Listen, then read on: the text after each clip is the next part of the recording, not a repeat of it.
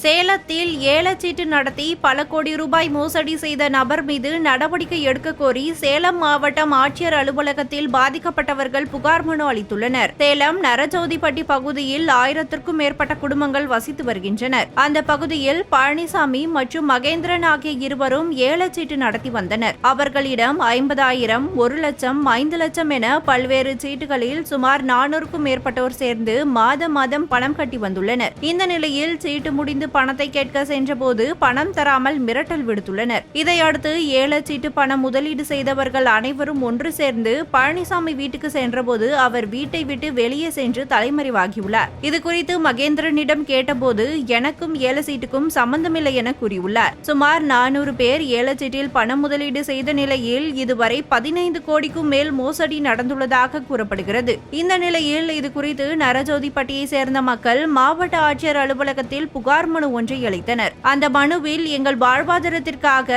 சிறுக சேமித்த பணத்தை பழனிசாமி ஏமாற்றி விட்டதாகவும் இதனால் எங்கள் வாழ்க்கை மிகவும் கேள்விக்குறியாக உள்ளதாகவும் மாவட்ட நிர்வாகம் மற்றும் போலீசார் இது குறித்து உரிய விசாரணை நடத்தி பணத்தை மீட்டு தர வேண்டும் என்றும் தெரிவிக்கப்பட்டுள்ளது.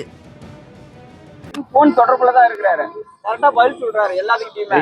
அவர் ஐபி கொடுக்கறதா எங்களுக்கு தகவல் சொல்றாங்க. எங்களுக்கு பயங்கர மிகப்பெரிய மன உளைச்சலா இருக்குதுங்க.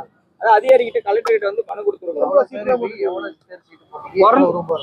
குறைஞ்சது எங்க ஏரியால ஒரு 200 பேத்துக்கு மேலைங்க. வெளியில அம்மாபாளையம் சொல்றாங்க, 3 ரோடு சொல்றாங்க. நிறைய பாதிக்கப்பட்டு இங்க இருக்கிறாங்க.